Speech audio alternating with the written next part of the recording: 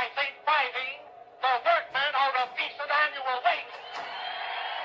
I come before you today. I wish to leave this thought with you. That in each congressional district here in Illinois, we will endorse a candidate who can rise above his party and puts patriotism first.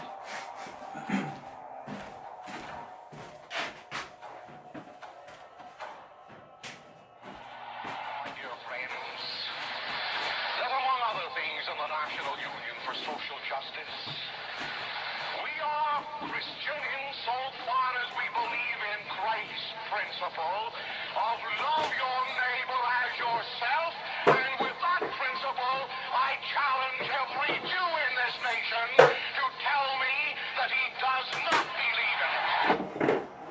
And I stolz auf Teil unseres Volkes, die die Kinder, traditionsgefestigte politische Führung der Partei treten, und dann werden diese beiden Einrichtungen gemeinsam den deutschen Menschen erziehen und festigen und auf ihren Schultern tragen, den deutschen Staat, das deutsche Reich.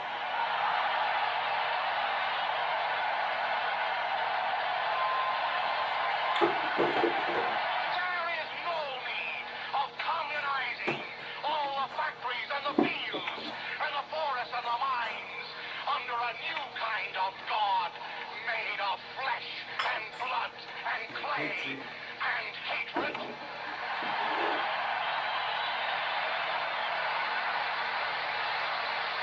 When men become so prideful that they believe their destiny is to rewrite the eternal law of God, it's time for their fellow citizens to rise up in their wrath and through the agency of ballots and not bullets to relegate them to the pages of the past.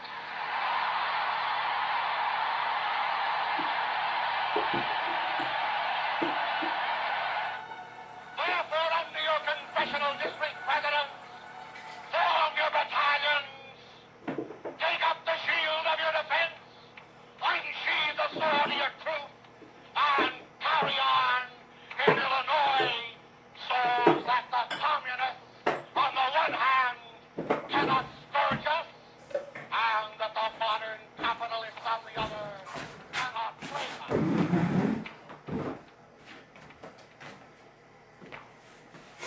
That was Father Coughlin.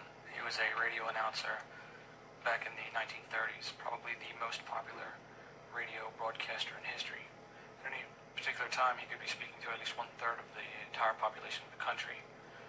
So his voice was heard by many. Now remember him, because we'll come back to him in a moment after we begin with this first ear analysis. For those of you that are unfamiliar with my work, I've been a medical illustrator for 2 best-selling books on the Kennedy assassination as like a fingerprint. The research has shown that the shape and appearance of a human ear is unique to each individual and relatively unchanging during the entire lifetime of the adult. Therefore, the ear has been proposed for use in biometrics. In fact, the United States Immigration and Naturalization Service, the INS, has a form giving specifications for the photograph that indicates that the right ear should be visible. Now, the ears on your head are not the same as each other. They are unique to themselves, as you can see in this photograph. The use of computers to identify individuals is not a very good method when it comes to facial recognition or any other biometrics, because of the fact that people can mask the face, or there's different perspectives, views, camera angles, different obstructions, different things that throw off those type of computer automations. So the best way to do an evaluation is still the old-fashioned way by human eye. There are many different methods to do this, but depending upon the material that you have to work with will dictate sometimes which method you can use and which you can't. Fortunately for us, we have many photographs to pick from since these people are involved in the entertainment business. So I feel the best way to demonstrate that they match is by taking the image and applying a grid to the the photograph, and then where the intersecting parts meet the grid, we put a mark. Now, if you have two images, two photographs that are the same perspective, the same camera angle, this works really well. If you don't, then you do have to adjust the perspective, but fortunately for us, we have very good photographs. So let's begin with this first analysis. First thing we've done is we've drawn a marker over the ear. Now, we've also marked off the areas on the ear where that ear intersects with that marker. Now remember, we're working with old black and white photography, so we're going to have more of a dulled edge, so you won't be that exact. Plus the non-studio settings of the other one that we're going to show in a minute, you'll see there's a slight difference, but nevertheless you can still see that the structure and everything will match the markers. Let's change the opacity. As you'll see the other ear underneath it.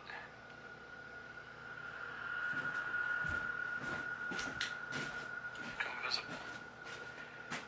You'll notice we're right on with the markings. This ear is a match. Now it's fortunate that we have good samples like this where they're in pretty much the same position and the camera point of view is pretty much the same. So who do these ears belong to? Well, we've discussed this person before in another video of mine, and people are having a hard time understanding how this could be. But in this video, we're going to take it a step further. We're going to find exactly who this person really is. You're going to be shocked. I guarantee it. So as you can see, they match. Not only do the ears match, but we have the teeth matching, and everything else matches. Now, you can argue if you want, but there's more evidence that has been kept from us that I'm about to show you that will make this absolutely 100% undeniable, as we're going to find out exactly who Hitler really is.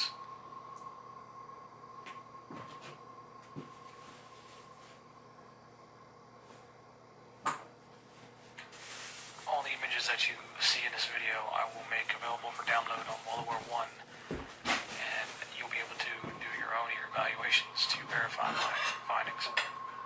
So as I began researching for this video project, looking specifically at Hitler and the people around that era, I came across Father Coughlin that you saw in the beginning. Something about him struck me as familiar, and maybe this will clue you in to where I went to next. Another presidential election approaches. A Roman Catholic priest, for the first time in American history, is seriously involved in national politics. That pose right there was the first one that caught my attention, with the wrist facing outward and the clenched fist. The next one that really caught my attention, you'll see in a moment. I hate the hypocrite!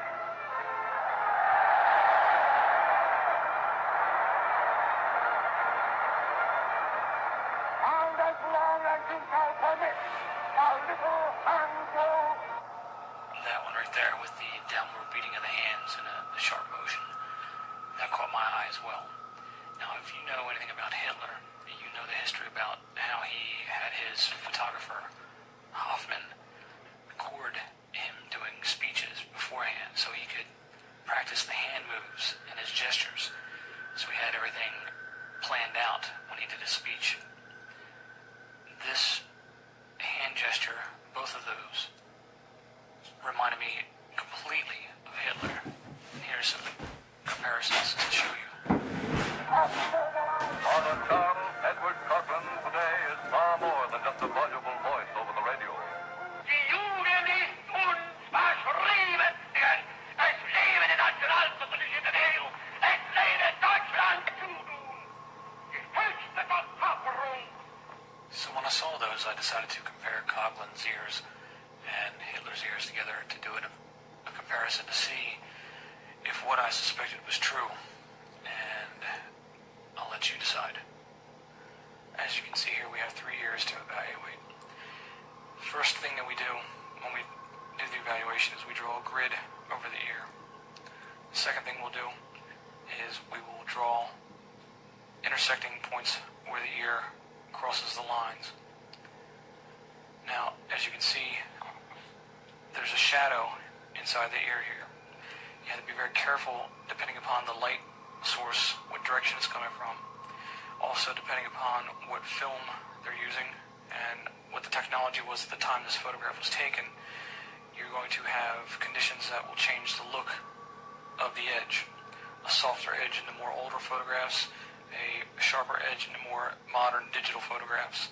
Now the shadows, you can see this shadow here is being cast from this edge of the ear. So the light source we know is coming from behind the photographer on the right hand side in the direction downward and across the ear. It's casting the shadow. So don't get confused with the shadow being an edge of the ear, because it's not. You can see that the edge is right inside here. Now we'll take this grid and we're going to duplicate it. And we have 2 of them now. Same grid, same. Bring it over to this ear. Position it. And you can see we match. The slight difference in the angle of the head throws this one off just slightly, but you can see everything else is a match, so we know that this is the same ear. Now we'll do it again for the 3rd ear. Again, we have another match. We can see that the landmarks of the ear are consistent, so these ears are from the same person. With these 3 ears, let's start with the middle one.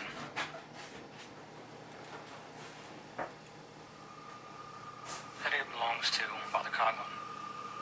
Now, the 2nd ear belongs to Hitler. The 3rd ear belongs to Kermit Roosevelt. Now, just wait. It gets a whole lot better than just that. Remember Kermit, because we're going to come back to him in a moment. But first I want to explain one of the photographs that I just used. The photograph of Father Coughlin. In the examination here, we flipped it. So the ear that you saw was not the right ear for the photograph, because you don't have the same ear on both sides. But what you do have are the landmarks of the ears stay the same. And the landmarks are the genetic markers that make up your ear. They will stay consistent throughout, so you can see the genetic traits passed down from individual to father, son, or mother, daughter, and you can follow that trait. They stay with the bloodline. They change slightly, but the markers will still be there. So this is why we can see that the soft tissue area of the lobe has a small crease in it in Kermit's ear, but not in Father Coughlin's, because it's on the other side of his head. We can also see the lack of crease in the Hitler photograph because of the fact that type of film used does not show the type of detail that was used in the film on Kermit.